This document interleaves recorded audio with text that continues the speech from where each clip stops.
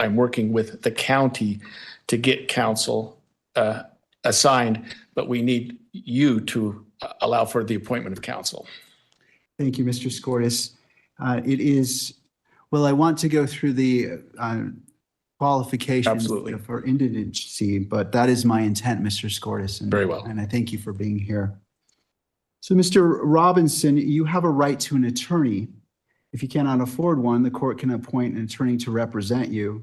I have reviewed your declaration of financial status and find that you are indigent.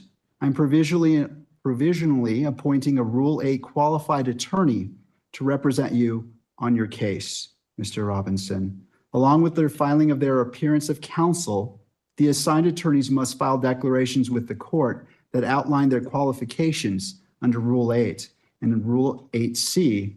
Under Rule 8B and Rule 8C for counsel appointment in a case where death may be a sentencing option. I'm ordering that those declarations be filed prior to the next hearing date, which is set for September 29th at 10 a.m. Mr. Robinson, I also wish to inform you of your rights against self-incrimination.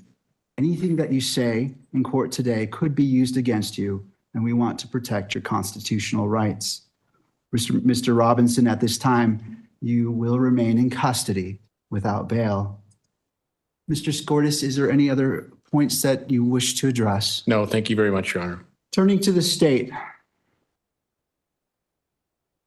Yes, Your Honor. Chad Grunander for the state. I'm also joined, and they're listed as attendees, Ryan McBride, Lauren Hunt, David Sturgill, and Chris Ballard. We are the trial team on this case. I do have a few points I'd like to bring up with Your Honor. We have filed a pretrial protective order on behalf of Erica Kirk. We would ask the court to review that. It should be in your queue, Your Honor, and sign that. Thank you. I have reviewed the pretrial protective order and will be issuing this pretrial protective order in favor of Erica Kirk. Is there any other business that we need to address today, counsel? Just for the court's information, we did file just recently, within the last few minutes, a notice of intent to seek the death penalty that was filed by Utah County Attorney Jeff Gray. So that should be in the court's file. Lastly, I would just indicate to the court and to, at this point, Mr. Robinson, that we are prepared to collect all of the discovery in this matter and get that turned over to the defense as soon as possible. Rule 16 requires us to provide what we have relied on in charging the information and bringing these charges within 5 days once it's requested. So that'll be prepared to disseminate to the defense as soon as possible. Thank you, Mr. Grunander. Mr. Robinson, what I also want to do is you have the right to have the charges read that you stand charged of, and I wish to read those to you at this time.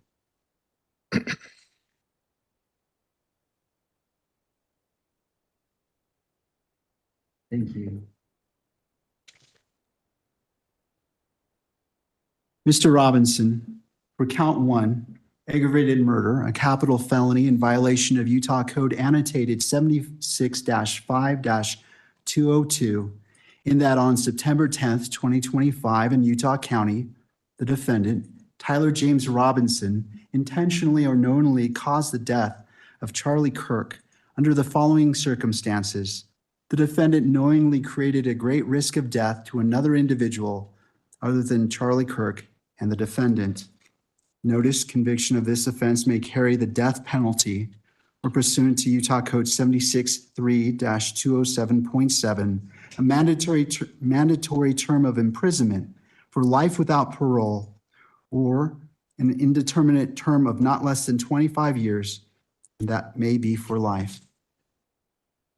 Victim targeting enhancement in violation of Utah Code annotated 76-3-203.14 sub 2.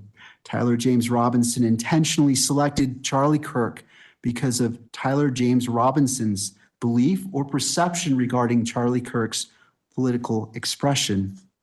Notice, if the trier of fact finds beyond a reasonable doubt that the victim targeting enhancement applies, the sentencing judge or the Board of Pardons and parole shall consider the defendant's selection of the victim as an aggravating factor. Violent offense committed in the presence of a child aggravating factor, the sentencing judge or the Board of Pardons and Parole shall consider as an aggravating factor in their deliberations that the defendant committed a violent criminal offense in the presence of a child. Count 2, felony discharge of a firearm. You are witnessing here our ABC News Live coverage. This is the first appearance in court, virtually you can see, which is how they do it. In this particular jurisdiction, Tyler James Robinson, the suspect, charged with aggravated murder among the 7 counts revealed late this afternoon. The judge is now reading those counts to the suspect. He nodded his head, understanding that the charges would be read to him. He was told he can have representation. The county attorney saying Robinson will face those 7 charges, including aggravated murder, obstruction of justice, and witness tampering.